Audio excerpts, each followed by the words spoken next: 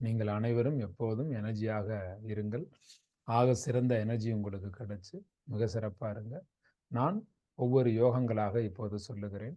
எந்தெந்த யோகங்கள் உங்களுக்கு தேவை என்பதை யோசித்து பாருங்க. அல்லது இது நான் இப்போ சொல்லி கொண்டிருக்கக்கூடிய யோகத்தில் ஏதாவது ஒரு யோகம் உங்களுக்கு இருக்காங்கிறத சொல்லுங்க.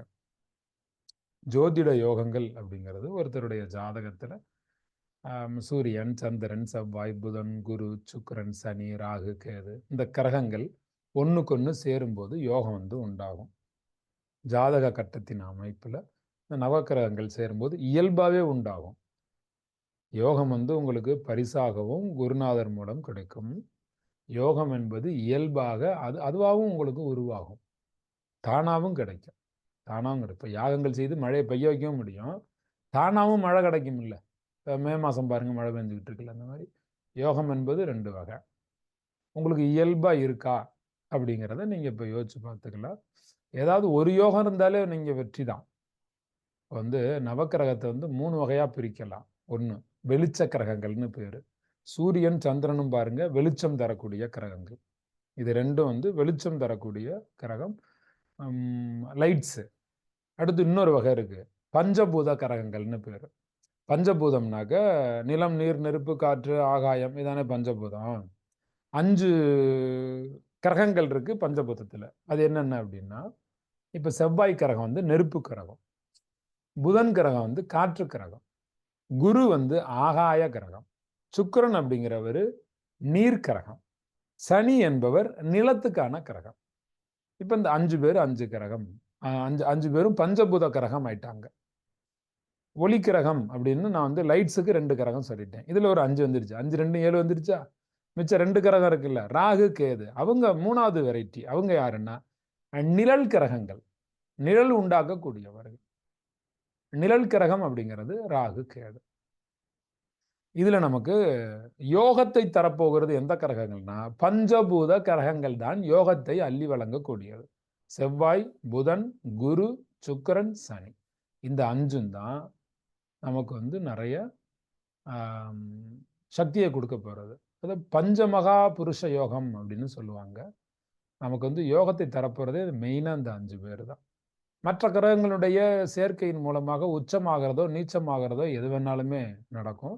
உச்சம் நீச்சம் எல்லாமே உண்டு. யோகம் அப்படின்னா வளர்ச்சி மட்டும்தான் இல்லை, சில பேருக்கு டவுனும் உண்டாகும்.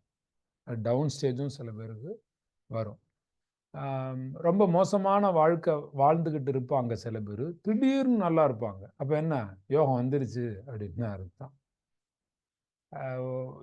உங்க ஆயுசில் ஏதாவது ஒரு யோகம் உங்களுக்கு வந்தே தீரும், அல்லது பல யோகங்கள் வந்து கொண்டே இருக்கும். அடிக்கடி யோகங்கள் வந்து கொண்டே இருக்கும். சில பேர் எப்போதுமே நல்லாவே இருக்காங்க அப்படின்னா மாறி மாறி வேற வேற யோகம் வருது அப்படின்னு அர்த்தம். இப்போ உதாரணத்துக்கு, எந்த கூட்டமாக இருந்தாலும் அந்த கூட்டத்தில் முதன்மையாக ஒருவர் இருக்கிறாரா? எப்படிப்பட்ட இடர்பாடு வந்தாலும் அதில் தப்பிக்கிறாரா? அவருக்கு கஜகேசரி யோகம் இருக்கு அப்படின்னு அர்த்தம். கஜகேசரி யோகம். எப்படிப்பட்ட சிக்கல்ல இருந்து தப்பிக்கணும் அப்படின்னா முதன்மையான நபராக இருக்க வேண்டும் என்றால் கஜகேசரி யோகம் உங்களுக்கு வேணும். அப்ப கஜகேசரி யோகம் அப்படிங்கிறது குருநாதரினுடைய அருளால் கிடைக்க வாய்ப்பு உண்டு, அல்லது இயல்பாகவே நமக்கு வரும். இயல்பாகவே வரும். ஜாதகத்தில் சந்திரனுக்கு 1ஆம் இடம், 4ஆம் இடம், 7வது இடம், அப்புறம் 10ஆம் இடம். இதுல குரு அமைஞ்சா குரு சந்திர யோகம்னு சொல்லுவாங்க, இல்லைன்னா கஜகேசரி யோகம் அப்படின்னு சொல்லுவாங்க. இது இயல்பா ஜாதகத்தில் அமைகிறது. இப்படி அமைஞ்சா அந்த யோகம்.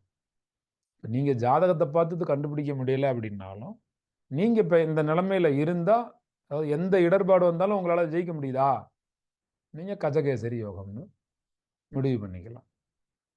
இப்போ ராகு, கேது, இப்போ இந்த 2 நிழல் கிரகங்களை விட்டா மீது 7 கிரகங்களாச்சா? இந்த 7 கிரகங்களும் 7 வீடுகளில் தொடர்ச்சியா 1 by 1 நின்னா அதுக்கு பேர் என்ன யோகம்னா கிரகமாளிகா யோகம்னு பேர். இந்த கிரகமாளிகா யோகம் அப்படிங்கிறது எப்படி இருக்கும்னா, பேரும் புகழும் வசதியும் உயர்ந்த அந்தஸ்தும் பெருகி கொண்டே இருக்கும்.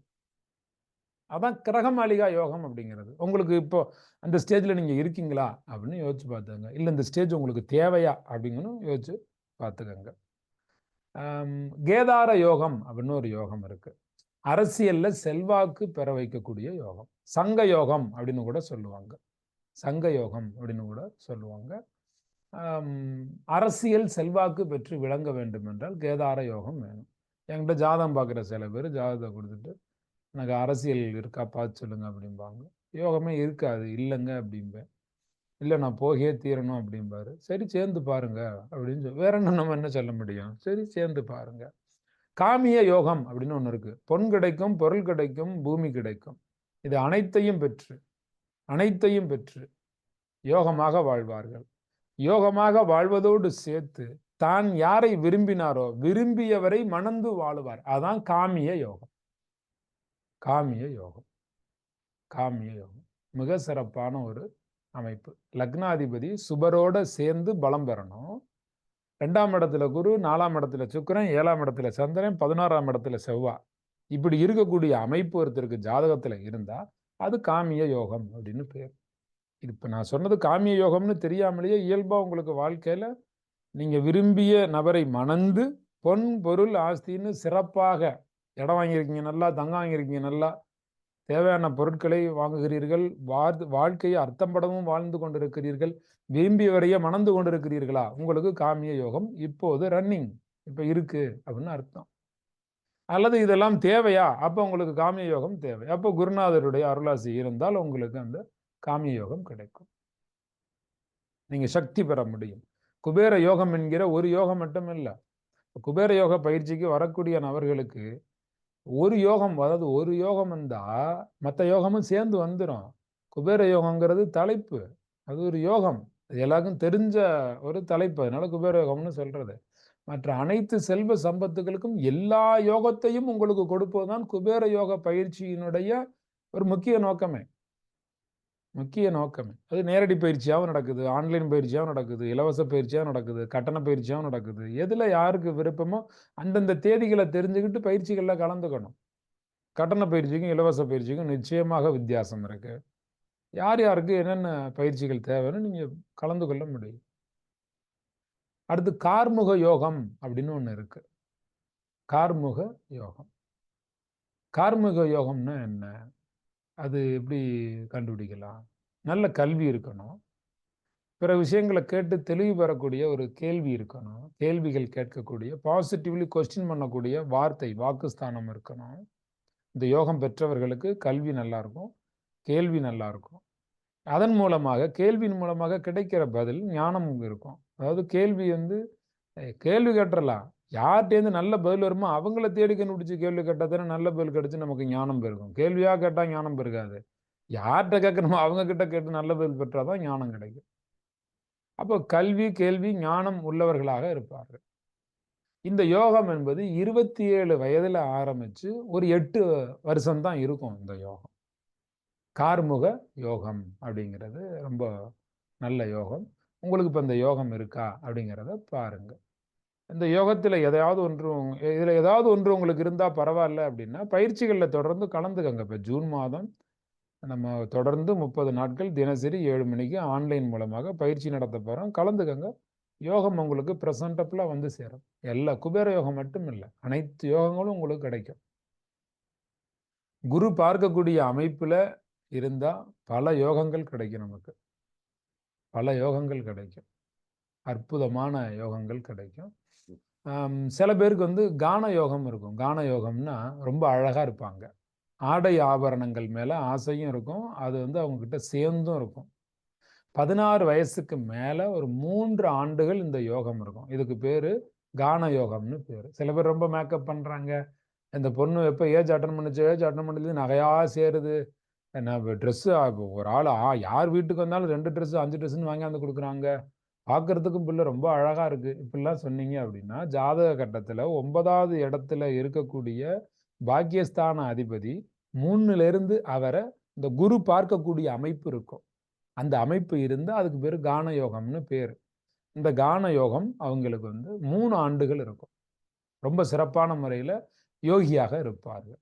யோகி அப்படின்னா அதாவது நிறைய கிடைப்பவராக இருப்பார்கள். யோகின்னா ஒன்றுமே இல்லாதவர்னு நீங்கள் சொல்கிறீங்கள, சில பேர் யோகின்னா நினைச்சிடாங்க காவி துணி, அப்படி இல்லை, காவி துணி போத்திட்டு இருக்கிறவங்க அப்படிலாம் இல்லை. யோகின்னா யோகங்கள் நிறைந்தவர் அப்படின்னு பேரு. இப்போ யோகா அப்படிங்கிறதே என்ன, இப்போ எதுக்கு யோகான்னு பேர் வச்சோம்? அது வந்து யோகம், ஓகம், ஓகக்கலை, யோகக்கலை, ஓகக்கலை, தமிழ்ல ஓகக்கலை அப்படின்னு சொல்லுவாங்க. தனக்கு பிடிச்சது போல ஒரு பயிற்சியை சுகமாக செய்து கொண்டு தன்னுடைய உடலையும் சுகமாக வச்சுக்கணும். தனக்கு பிடிச்சது போல ஒரு பயிற்சியும் செய்து கொள்ளணும். அதுக்கு பேர் தான் யோகா. இப்போ ஜிம்மோ அல்லது வேற ஏதோ பயிற்சி எல்லாம் பண்ணீங்கன்னா நிறைய பயிற்சிகள் இருக்கு. அந்த பயிற்சி என்னவோ, எப்படி ஸ்டெப் 1, ஸ்டெப் 2, ஸ்டெப் 3ன்னு அது என்ன சொல்லி தர்றாங்களோ அதை அப்படியே நீங்க பண்ணணும். பயிற்சிக்கு தகுந்த மாதிரி நீங்க மாறிக்கணும். ஆனா யோகாங்கிறது என்னன்னா, ஒரு பயிற்சியை சொல்லி கொடுத்துருவோம். அந்த பயிற்சியில உங்களால எவ்வளவு செய்ய முடியுமோ, அல்லது உங்களுக்கு அது எப்படி சூட்டபிளா இருக்கும். ஒரு பயிற்சி முடியலன்னா கூட விட்டுட்டு வேற ஒரு பயிற்சி பண்ணிக்க முடியும். நமக்கு தகுந்த மாதிரி பயிற்சியை மாற்றி அமைச்சு நம்ம உடம்பையும் சுகமாக்கிக்கிறதுக்கு பேர் தான் யோகம், யோகக்கலை. அதான் யோகா. அதுக்கு பேர் தான் யோகா. கஷ்டப்பட்டு பண்றதுக்கு பேர் யோகா கிடையாது. கேதாரி யோகம்னு ஒன்று இருக்கு. கேதாரி யோகம் அப்படிங்கிறது ரொம்ப சிறப்பான ஒரு யோகம். அது குரு, சந்திரன், சுக்கிரன் இந்த 3 பேரும் 2ல இருக்கணும். இவங்க வந்து பாக்கியஸ்தான அதிபதியை பார்க்கணும். அப்படி பார்த்தா அதுக்கு பேரு கேதாரி யோகம் அப்படின்னு பேரு. இந்த யோகம் எப்போ வரும் அப்படின்னா 52 வயசுக்கு மேல தொடர்ந்து ஒரு 7 வருடங்கள் இருக்கும். அதாவது ரொம்ப பிரபலமான நபரா இருப்பாங்க. 52 வயசுக்கு மேல ரொம்ப பிரபலமா மாறுவாங்க. அப்படி பிரபலமா மாறினா அவங்களுக்கு கேதாரி யோகம் இருக்கு அப்படின்னு அர்த்தம். அடுத்து கௌரி யோகம் அப்படின்னு ஒண்ணு இருக்கு. அது ரொம்ப அற்புதமான ஒரு யோகம். கௌரி யோகம் அப்படின்னா என்னன்னா, ஜீவனம் 10ஆம் இடம். 10ஆம் இடங்கிறது தொழில் ஸ்தானம். தொழில் ஸ்தானத்துல இருக்கிற கிரகம் உச்சமாகணும். உச்சமாகி அந்த கிரகத்தோடு லக்னாதிபதி இருக்கக்கூடிய அமைப்புக்கு தான் கௌரி யோகம் அப்படின்னு பேரு. அதாவது நல்ல குணம் இருக்கணும், பொன் பொருள் சேர்க்க இருக்கணும், பெருமையோட வாழணும். இந்த யோகங்கிறது 36 வயசுக்கு மேல தொடர்ச்சியா 12 ஆண்டுகள் இருக்கும். அதுக்கு பேரு கௌரி யோகம் அப்படின்னு பேரு. சகர யோகம் அப்படின்னு ஒரு யோகம் இருக்கு. சகர யோகம் அப்படின்னா லக்னத்துல வந்து சுபக்கிரகம் இருக்கணும். அது சகர யோகம் அப்படின்னு பேரு. அறிவாற்றல் மிகுந்தவராக இருப்பார். வாழ்க்கை எப்போதும் மகிழ்ச்சியோடவே இருக்கும். அதுக்கு பேரு சகர யோகம் அப்படின்னு பேர். அடுத்து சமுத்திர யோகம் அப்படின்னு பேரு. பாருங்க, இப்ப நான் ஒரு ஒரு யோகமா உங்களுக்கு சொல்லிக்கிட்டு இருக்கேன். இந்த யோகங்கள் எல்லாம் நீங்க இப்ப கவனிச்சு உங்களுக்கு எந்த யோகம் இப்ப ரன்னிங்ல இருக்கு அப்படிங்கிறத நீங்க யோசிச்சு முடிவு பண்ணுங்க. அல்லது எந்த யோகமும் இல்லைன்னா இப்ப நான் சொல்லக்கூடியதுல உங்களுக்கு எந்த யோகம் தேவை அப்படின்னு முடிவு பண்ணுங்க. எந்த யோகம் தேவைன்னு முடிவு பண்ணுங்க. உங்களோட லைஃப்பை நீங்க யோகமாக மாற்றி அமைத்துக் கொள்ள முடியும். யோகத்தை பெற முடியும். அதுக்காக தான் உங்களுக்கு சொல்லிக்கிட்டு இருக்கேன். உங்களுக்கு இப்ப யோகம் இருக்கா பாருங்க. இல்ல யோகம் இல்லைன்னா எந்த யோகம் இதுல தேவை அப்படிங்கிறத கண்டுபிடிங்க. இந்த யோகம் நமக்கு இருந்தா நல்லா இருக்குமே அப்படிங்கிறத கண்டுபிடிச்சு எழுதி வச்சுக்கோங்க. எழுதி வச்சுக்கோங்க. அதுக்கப்புறம் நீங்க கேட்கிற கேள்விகளுக்கு நான் உங்களுக்கு பதில் சொல்றேன். நான் உங்களுக்கு ஆன்சரபிளா இருக்கேன். சமுத்திர யோகம் அப்படின்னு ஒண்ணு இருக்கு.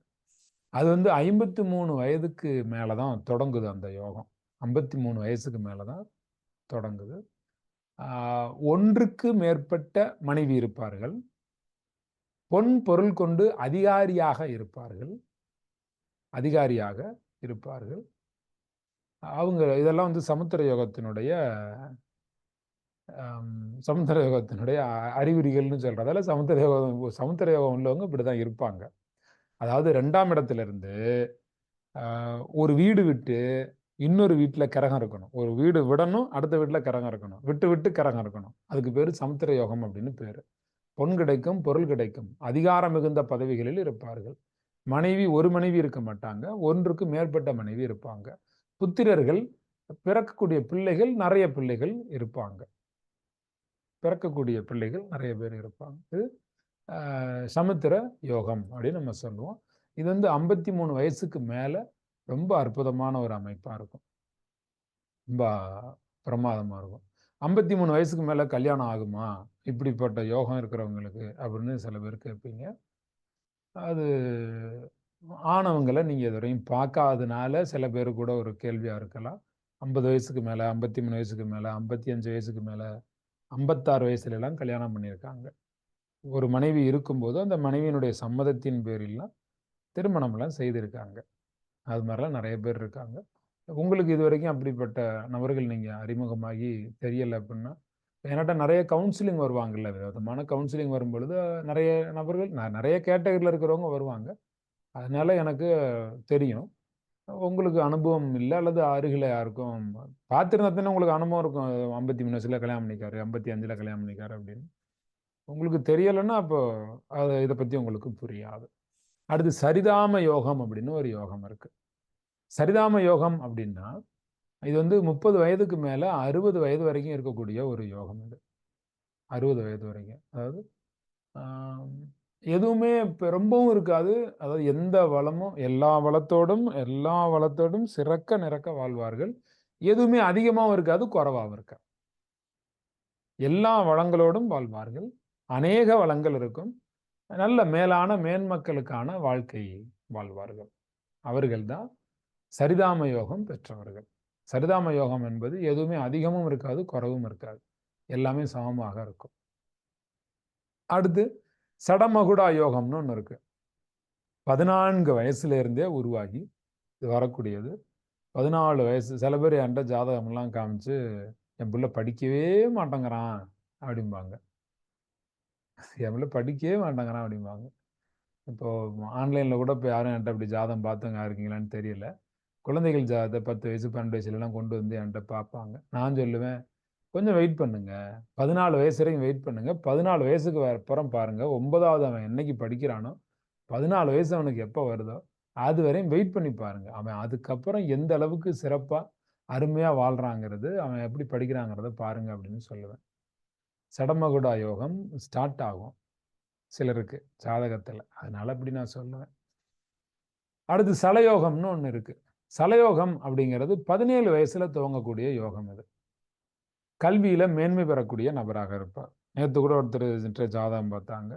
17 வயசு பொண்ணுக்கு ஜாதகம் பார்த்தாங்க. அப்போ சொல்லியிருந்தேன் அவங்க கிட்ட, இதுவரையும் என் பிள்ளை நல்லாவே படிக்கலை, நான் காலேஜுக்கு செலவு பண்ணி படிக்க வைக்கலாமா?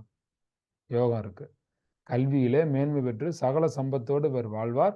ஆண்டு 17 நிறைவடைந்தது. 17 வயதுக்கு மேல் இவருக்கு கல்வி யோகம் உண்டு. கொண்டு வாங்க, காலேஜில் எவ்வளோ வேணாலும் பணத்தை செலவு பண்ணி நீங்கள் படிக்க வைங்க, நல்லா படிப்பாங்க அப்படின்னு சொன்னேன். ஐயா நீங்கள் சொல்லிட்டீங்கல்ல, போதும், நான் போய் படிக்க வைக்கிறேன், நம்பிக்கை வந்துடுச்சு எனக்கு அப்படின்னாங்க. அதனால் சில பேருக்கு ஒவ்வொருத்தருக்கும் ஒரு யோகங்கள் இருக்கும். செல்வ பெருக்கு, செல்வாக்கு, கௌரவம் சிலருக்கு கண்டினியூவாக இருக்கும். அதுக்கு பேர் சாமர யோகம் அப்படின்னு பேர். செல்வ பெருக்கு, செல்வாக்கு, கௌரவம் இதெல்லாம் எப்பயுமே இருக்கும். சாமரம் வீசுறது அப்படிம்பீங்கல்ல, அப்படி எப்போதும் அப்படியே காற்று வந்துக்கிட்டே இருக்கும்ல. எந்த நேரமும் செல்வம் பெருகிக்கிட்டே. இப்போ வற்றாத நதின்னு சொல்கிறோம்ல, இமயமலையிலேருந்து உருவாகி வரக்கூடிய ஆறுகள் எல்லாமே எப்பவுமே நிதானமாக அப்படி அந்த ஒரு ஃப்ளோ இருந்துகிட்டே இருக்கும். அதே மாதிரி மணி ஃப்ளோ, கௌரவம் எந்த விதமான குறவும் இல்லாமல் சீராக இருந்து கொண்டே இருக்கும். சீராக லக்னத்தில் சுபக்கிரகம் இருந்தால் அதுக்கான யோகம் வந்து அமைஞ்சிடும். லக்னாதிபதியினுடைய ஆட்சி வந்து உச்சம் பெற்று இருந்தால் அதுவும் சாமர யோகம்தான். இப்போ சாமர யோகம் இருந்தால் ரொம்ப சிறப்பான ஒரு வாழ்க்கை இருக்கும். சங்க யோகம் அப்படின்னு ஒன்று இருக்குது. சங்க யோகம்னா நல்ல அறிவு இருக்கும், வாக்கு வன்மை நல்லா இருக்கும், வாகனங்கள் அதிகம் வாங்கிக்கிட்டே இருப்பாங்க. இது எல்லாமே இருந்துச்சு அப்படின்னா அது சங்க யோகம் அப்படின்னு பேர். அர்த்த சந்திர யோகம்னு ஒன்று இருக்கு. அர்த்த சந்திர யோகம் 9 கரகங்களும் வரிசையா 7 வீடுகளில் இருந்தால் அது அர்த்த சந்திர யோகம். அர்த்த சந்திர யோகம் ஒருத்தருக்கு இருக்குன்னா அவங்க எப்படி இருப்பாங்க? அழகா இருப்பாங்க, அழகிய தோற்றம், கவர்ச்சியான ஒரு தோற்றம், வாழ்க்கையிலே வசதியாக இருப்பார்கள், முன்னேற்றம் எப்போதும் இருக்கும், உயர்ந்த பதவி எப்போதும் இருக்கும், அரசியலில் செல்வாக்காக இருப்பார்கள். இந்த அர்த்தச்சந்திர யோகத்தை வீணை யோகம் அப்படின்னு சில பேர் சொல்லுவாங்க. ஆதி அந்த யோகம் அப்படின்னு ஒரு யோகம் இருக்கு. ஆதி அந்த யோகம்னா பெரிய மாளிகை கட்டி தன்னுடைய ஜாதியில் இருக்கக்கூடிய நபர்கள் தன் இனத்தாருக்கு வந்து ஒரு சங்கத்துக்கு தலைவனாகவே இருப்பார்கள். அவங்க பெரிய மாளிகை வீடு வச்சிருப்பாங்க, தன் இனத்தாருக்கு தலைவனாக இருப்பார்கள். அவங்களுக்கு ஆதி அந்த யோகம் இருக்கு அப்படின்னு அர்த்தம். ஆதி அங்க யோகம் இருந்தாதான் அவங்க அப்படிலாம் இருக்க முடியும். வீடு மாளிகை மாதிரி வச்சிருப்பாங்க. அனபா யோகம்னு ஒன்று இருக்கு. சனி கிரகத்துக்கும் சுக்கிரனுக்கும் மத்தியில சந்திரன் நின்னா அதுக்கு பேரு அனபா யோகம். இந்த யோகா அமைப்பு இருந்தா ஒருத்தருக்கு ஆரோக்கியம் கிடைக்கும், வசதி கிடைக்கும், மதிப்பு கிடைக்கும், கௌரவம் கிடைக்கும், அதிகாரம் கிடைக்கும். சந்திரனுக்கு முன்னுக்கு சுபக்கிரகங்கள் இருந்தாலும் இந்த அனபா யோகம் கிடைக்கும், அற்புதமா கிடைக்கும். இதுல சில யோகங்களை குருவின் ஆசியின் மூலமாக நீங்கள் உருவாக்க முடியும், சில யோகங்கள் உருவாக்க முடியாது. அது தானாக இயல்பாக உங்களுடைய ஜாதக ரீதியா உங்க பிறப்பின் அமைப்புல அடிப்படையில இயல்பா அது அமைஞ்சாதான் உண்டு. அமோக யோகம்னு ஒண்ணு இருக்கு, அமோக யோகம்னு ஒண்ணு இருக்கு. எல்லா வகையான அதிர்ஷ்டங்களும் எப்போதும் வந்து கொண்டிருக்கிறதா, அமோகமா வாழுப்பான்னு சொல்லுவாங்கல்ல, எல்லா வகையான அதிர்ஷ்டமும் வந்து கொண்டிருக்கிறதா, உயர்ந்த வாழ்க்கை எப்போதும் கிடைத்து கொண்டிருக்கிறதா, அதுக்கு பேரு அமோக யோகம்னு பேர். உபஜய யோகம்னு ஒண்ணு இருக்கு, வசுமதி யோகம்னு இதை சொல்லுவாங்க. முன்னேற்றமும் செல்வமும் இவர்களை தேடி தானாக தானாக தானாக தானாக வந்து கொண்டிருக்கும். பெருசா முயற்சி எடுக்காமலேயே எல்லாம் செல்வம் தானா வரும், முன்னேற்றங்கள் தானா வரும், எந்த ஸ்டெப்பும் எடுக்காம. நான் சும்மா தானே இருந்தேன், எனக்கு எப்படி அதெல்லாம் நல்லது நடக்குது அப்படின்னு சில பேர் இருப்பாங்க. அதாவது உபஜய யோகம், உபரின்னு சொல்லும்ல, உபயம், உபயம்னா இன்னொருத்தர் தர்றது தானே. உபஜயம் தானாக நடக்கக்கூடிய ஜெயம், உபஜயம்னா வெற்றி, உபஜயம். நம்ம ஒண்ணும் நம்ம சும்மா இருப்போம், காசு வரும், முன்னேற்றங்கள் வரும்.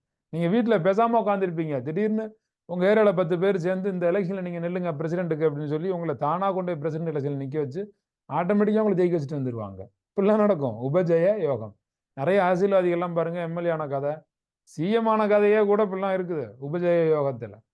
சும்மா இருப்பாங்க, அவங்கள திடீர்னு பட்டம் கட்டி பெரிய ஆளாக்கிட்டு போயிடுவாங்க. வசுமதி யோகம் அப்படின்னு அதை சொல்லுவாங்க. உபஜய ஸ்தானம் 3, 6, 10, 11, 3ஆம் இடம், 6ஆம் இடம், 10ஆம் இடம், 11ஆம் இடம் ஜாதக கட்டத்துல உபஜய ஸ்தானமா இருக்கக்கூடிய 3ஆம் இடம், 6ஆம் இடம், 10ஆம் இடம், 11ஆம் இடத்துல குரு, சுக்கிரன், புதன், சந்திரன் இந்த சுப கிரகங்கள் நின்னா அவங்களுக்கு உபஜய யோகம் உண்டாகும், உபஜய யோகம் அவர்களுக்கு இருக்கும். அதெல்லாம் உங்களுக்கு இருக்கா, இப்போதைக்கு என்ன நடந்துகிட்டு இருக்குன்னு பாருங்க. சில பேர் பார்க்க தெரியலனா என்கிட்ட ஜாதகம் கொடுங்க, நான் பார்த்து உங்களுக்கு சொல்றேன். உபசரி யோகம்னு ஒரு யோகம் இருக்கு. சூரியனுக்கு 2 பக்கமும் சுபக்கிரகங்கள் இருந்துச்சுன்னா அதுக்கு பேரு உபசரி யோகம் அப்படின்னு பேர்.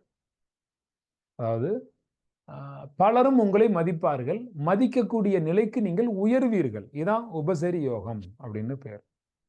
நம்மளை உயர வைத்து, நம்மளை பெருமைக்குரிய மதிப்புக்குரியவராக உயர வைத்து பெருமைப்படுத்தக்கூடிய யோகம்தான் உபசரி யோகம். எக்கால யோகம்னு ஒன்று இருக்கு, எக்கால யோகம். மற்றவர்களினுடைய ஒத்துழைப்பு கிடைக்கும், நாளுக்கு நாள் செல்வம் பிறகும். நான் என்ன சொன்னாலும் கம்பெனி ஆளு கேட்கலம்பீங்க, சில பேர் நான் என்ன சொன்னாலும் எங்கள் வீட்டில் உள்ளவங்க கேட்கலம்பீங்க. இப்போ என்ன, ஒத்துழைப்பு இல்லை. அப்போ ஒத்துழைப்பு உண்டாகணும் அப்படின்னா உங்களுக்கு எக்கால யோகம் வேணும். கலாநிதி யோகம் அப்படின்னு ஒரு யோகம் இருக்கு, கலாநிதி யோகம். கலாநிதி யோகம் அப்படிங்கிறது 16 வயசுக்கு மேலே வரக்கூடியது, 8 வருஷம் இருக்கும். அது உயர்ந்த நிலையை கொடுக்கும். 16 வயதுக்கு முன்ன இருந்த நிலைமையோட கொஞ்சம் உயர்த்தி கொடுக்கும். காகல யோகம்னு ஒரு யோகம் இருக்கு. காகல யோகம் அப்படிங்கிறது 28 வயசுக்கு மேல வரும், நிறைய நன்மைகளை செய்யும். அடுத்து சரணாகதி யோகம் அப்படின்னு ஒன்று இருக்கு. அது என்ன சரணாகதி யோகம்? இப்போ சரணாகதி அப்படிங்கிறது, இப்போ உங்களுக்கு இயல்பா ஜாதகத்துல யோகமும் இல்லை. சரணாகதி யோகம்னா என்னன்னு உங்களுக்கு சொல்ல வரேன். சில பேருக்கு யோகம் இருந்தால் நல்லா இருக்கும்னு நினைப்பீங்க, இயல்பா உங்களுக்கு யோகம் இல்லைன்னு வைங்களேன். குருநாதரனுடைய ஆசியின் மூலம், குருநாதர் மூலமா உங்களுக்கு யோகம் கிடைக்கும். அந்த யோகத்தை நீங்கள் பெறலாம். குருநாதரிடம் வேண்டி கேட்டால் உங்களுக்கு யோகம் கிடைக்கும். குருநாதர் மனதை வைத்தால் உங்களுக்கு யோகம் கிடைக்கும்னு சொன்னேன். அப்போ அதன் மூலமா பெற முடியும் யோகம். இப்போ அது மூலமாகவும் கிடைக்கலன்னு வச்சுக்கோங்களேன். சரணாகதி யோகம்னு ஒன்று இருக்கு. அது என்னன்னா, கடவுளிடம் நாம் சரணாகதி ஆவது. இது ஜோதிட சாஸ்திரத்தில், ஜோதிடத்தில் இயல்பா உங்களுக்கு ஜாதக கட்டத்தில் வரக்கூடிய ஒரு யோகம் இல்லை. அது மாதிரி குருநாதர் உங்களுக்கு தரக்கூடிய யோகமும் அல்ல. ஜோதிட சாஸ்திரத்தில் பல வகையான யோக அமைப்புகள் இருந்தாலுமே கூட இந்த சரணாகதி யோகம் என்பது, கடவுளே, இறைவா, நீயே எனக்கு எல்லாம், நான் உன்னை சரணடைகிறேன் என்று கடவுளிடம் நீங்கள் சரணாகதி அடைந்தால் போதும், எவ்வளவு இக்கட்டான சூழ்நிலைகள் இருந்தாலும் உங்களை கடவுள் விடுவித்து காப்பார். கடவுள் உங்களுக்கு மிக பிரம்மாண்டமான, அதிசயமான, அற்புதமான அதிசயங்களை உங்களுடைய வாழ்க்கையிலே நடத்தி காட்டுவார். அதுக்கு பேரு சரணாகதி யோகம் அப்படின்னு பேர். கடவுளிடம் சரணடைந்தால், கடவுளிடம் சொன்னால், கடவுளிடம் பேசினால், கடவுளே என்னை காப்பாத்து என்று நீங்கள் சொன்னால், கடவுளிடம் உங்கள் கோரிக்கைகளை நீங்கள் வைத்தால் உங்களுக்கு கிடைக்கக்கூடிய யோகத்துக்கு பேரு சரணாகதி யோகம். கடவுளினுடைய கடைக்கண் பார்வை உங்கள் மீது படும். உங்களை காப்பாற்றுவார், ரட்சிப்பார், உங்களை உயர்த்துவார், செல்வாக்கு பெருகும், செல்வம் பெருகும், உங்களுடைய பலம் பெருகி, வாக்கு வன்மைகள் பெருகி, செல்வ அதிபதியாகி, பலரை காப்பாற்றி, நீங்களும் செல்வ வளம், குபேர செல்வ சம்பத்து அடைந்து, நிறைய பேருக்கு வேலை கொடுத்து, பல குடும்பங்களை காப்பாற்றி, நற்பெயர் வாங்கி, நற்காரியங்கள் செய்து, சேவைகளை செய்து, உணவில்லாதவர்களுக்கு உணவை கொடுத்து, உடை கொடுத்து, வீடுகளை பலருக்கு நீங்கள் வீடு கட்டி கொடுத்து, பலருடைய வாழ்க்கையிலே தாமரைப்பு மலர்வதை போல பல மலர்ச்சியை நீங்கள் கொடுத்து, உங்களுடைய பிள்ளைகளுக்கும் மிக சந்தோஷமான நல்ல எதிர்கால வாழ்க்கையை உருவாக்கி, சிறந்த கற்றறிந்த அறிவை மற்றவர்களுக்கு சொல்லி, உங்களுடைய அனுபவத்தையும் பலருக்கு நீங்கள் சொல்லி, பலரையும் தொழில் செய்ய வைத்து, பலருக்கும் நன்மைகளை செய்து, எல்லோரும் வாழ்வாங்கு வாழ வைப்பதற்கான ஒரு சக்தி உங்களுக்கு உண்டாகும். சரணாகதி யோகத்தை நீங்கள் தேர்ந்தெடுத்தால், சரணாகதி யோகம் என்பது கடவுளிடம், இறைவனிடம் நேரடியாக சரணடைந்து நம்ம பெறக்கூடிய யோகத்திற்கு பேரு சரணாகதி யோகம். இறைவன் ஒருபோதும் நம்மை கைவிட மாட்டார். அதான் ஒரு பாட்டு, இறைவனிடம் கையேந்துங்கள், அவன் ஒருபோதும் உங்களை கைவிடுவதில்லை, எப்போதும் உங்களை காப்பாற்றுவார். இது சரணாகதி யோகம். இந்த மாதிரி மிக முக்கியமான யோகங்கள் 144 யோகங்கள் இருக்கு. எல்லா யோகங்களும் 3600க்கும் மேற்பட்ட யோகங்கள் இருக்கு. யோகம் வந்து ஜோதிட சாஸ்திரத்துல வந்து ஏகபோக யோகங்களை உங்களுக்கு நம்ம வந்து விளக்கமா சொல்ல முடியும். நான் இன்னைக்கு இந்த நேரத்துல உங்களுக்கு இந்த யோகங்களை பத்தி விளக்கங்கள் சொல்லியிருக்கேன். இந்த யோகங்கள் இல்லாம வேற யோகம் கூட சிலருக்கு இருக்கலாம். ஏன்னா நான் சொன்னது ஒரு லிமிட்டான யோகங்கள் தானே சொல்லியிருக்கேன். இந்த யோகத்துக்குள்ள நீங்க என்னவா இருக்கிறீங்க? இப்ப சில பேருக்கு கூட மைண்ட்ல யோசிச்சிருப்பீங்க, இதெல்லாம் பாசிட்டிவான யோகங்களை நீங்க சொன்னீங்க, ஆனா எனக்கு சூழ்நிலை இந்த யோகத்துக்குள்ள வரலையே, எனக்கு கொஞ்சம் வாழ்க்கை நெகட்டிவா இருக்கு. அப்ப நெகட்டிவான விஷயங்களையும் நீங்க கொஞ்சம் சொன்னாத்தானே என் ஜாதகத்துல நான் நெகட்டிவா இருந்தா, நான் இப்ப இந்த நெகட்டிவ்ல இருக்கிறேன், நான் தப்பிக்கிறேன், இதுலேருந்து நான் தப்பிச்சுக்கிறதுக்கு என்ன வசதியா இருக்குங்கிறது எனக்கு தெரியும். நீங்க பாசிட்டிவான யோகங்களை பத்தி மட்டும் சொல்லிட்டீங்களே, நெகட்டிவான விஷயங்களை நீங்க சொல்லலையே அப்படின்னு இப்ப சில பேருக்கு தோணும். ஏன்னா இப்ப இருக்கிற கரண்ட் சுச்சுவேஷன், சில பேர் கடன் இருக்கலாம், அன்பு போராட்ட பிரச்சனைகள் இருக்கலாம், குடும்பத்துல போராட்டம் பிரச்சனை இருக்கலாம், பிள்ளைகளுடைய பேச்சுவான்மை பிரச்சனையா இருக்கலாம், படிப்பு சரியா வராம இருக்கலாம், தொழில்ல நஷ்டங்கள் இருக்கலாம், வாங்கின பணத்தை நீங்க யார்ட்டையாவது கொடுத்துருப்பீங்க, உங்கள்கிட்ட வாங்கின பணத்தை கொடுக்காம பெரிய பிரச்சனைகள் இருக்கலாம், மரியாதை இழப்புகள், மான நஷ்ட இழப்புகள் உண்டாயிருக்கலாம், நீங்க எந்த தவறும் செய்யாமலேயே உங்கள் மேல் புகார் வந்து இருக்கலாம், சிறை செல்லும் வரை உங்களுக்கு பெரிய போராட்டங்கள் இருக்கலாம், பல போராட்டங்கள் பலருக்கு இருக்கலாம்.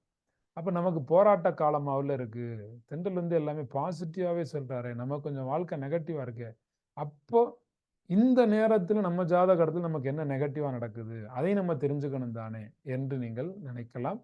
அப்படி நினைக்கிறவங்களுக்கு நான் நாளைக்கு அதுக்கான பதில்களை எல்லாம் உங்களுக்கு சொல்லி, இப்போதைய நிலைமை யாருக்காவது சிலருக்கு நெகட்டிவாக இருந்தால் அதை நீங்கள் புரிந்து கொள்வதற்கும் நான் வழிகாட்டுகிறேன் என்று சொல்லுகிறேன். நான் வழிகாட்டுறேன். நான் இன்னைக்கு உங்களுக்கு நான் சொல்ல வந்ததுக்கான நோக்கம் என்ன அப்படின்னா, என்னென்ன யோகம் இருக்குன்னு தெரிஞ்சுக்கணும். இப்போ நீங்க என்ன யோகத்தில் இருக்கீங்கன்னு தெரிஞ்சுக்கணும்.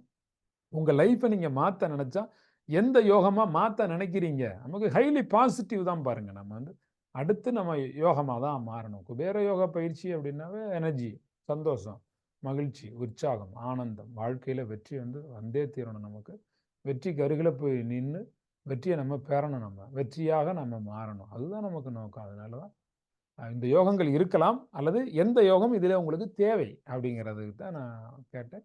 எனக்கு எல்லாரும் மெசேஜ் பண்ணுங்க, உங்களுக்கு எந்த யோகம் தேவை அப்படின்னு எனக்கு நீங்கள் எல்லாருமே மெசேஜ் பண்ணுங்க. சிறப்பான ஒரு அற்புத யோக வள நிலைமையை உங்களுக்கு உருவாக்க முடியும், ஆகர்ஷண எனர்ஜியை உங்களுக்கு உருவாக்க முடியும். எந்த யோகம் நீங்கள் தேவை என்று சொன்னாலும் அந்த யோகம் உங்களுக்கு உருவாக்கலாம். வாய்ப்புகள் மிகச்சிறப்பாக கணிந்திருக்கிறது. பயிற்சிகளை பொறுத்த வரைக்கும் நம்ம 30 நாளைக்கு கண்டினியூவாக பயிற்சிகள் தரப்போகிறோம். 30 நாள் அப்படிங்கிறது ஜூன் மாதம் முழுவதுமே நமக்கு பயிற்சிகள் இருக்குது. நீங்கள் உங்களுடைய உறவினர்கள் எல்லாருக்குமே சொல்லி வாட்ஸ்அப் மூலமாக செய்திகளை அனுப்ப சொல்லுங்கள். வீடியோக்கு கீழே வாட்ஸ்அப் நம்பர் இருக்குது, நம்பருக்கு செய்தி அனுப்புனாங்கன்னா குரூப் ஆரம்பித்து ஒருத்தருக்கும் செய்திகள் அனுப்பி டெய்லி என்னவெல்லாம் ஃபாலோ பண்ணணும் அப்படிங்கிறத நம்ம சொல்லுவோம். இப்போ உங்களுக்கு இன்னைக்கு பயிற்சிக்கு வந்தவங்களுக்கு யோகம் வந்து உங்களுக்கு வழங்கப்படுகிறது. உங்களுக்கு என்ன யோகம் தேவை என்று கேளுங்க, எனக்கு செய்திகளை அனுப்பி வைங்க. செய்திகளை அனுப்பி வச்சாதான் எனக்கும் தெரியும் என்ன யோகத்தை நீங்கள் செலக்ட் பண்ணுறீங்க அப்படிங்கிறத நான் பார்க்குறேன். எந்த யோகம் தேவை என்பதை எனக்கு செய்தியாக அனுப்பி வையுங்கள். ஜூன் மாதம் முழுவதுமே வகுப்பு இருக்கிறது. அந்த வகுப்புக்கு அனைவரையுமே வர சொல்லுங்க. வந்து கலந்துக்கிட்டாங்க அப்படின்னா எல்லாருக்குமே பெரிய நன்மை கிடைக்கும் என்பதை நான் தெரிவித்துக்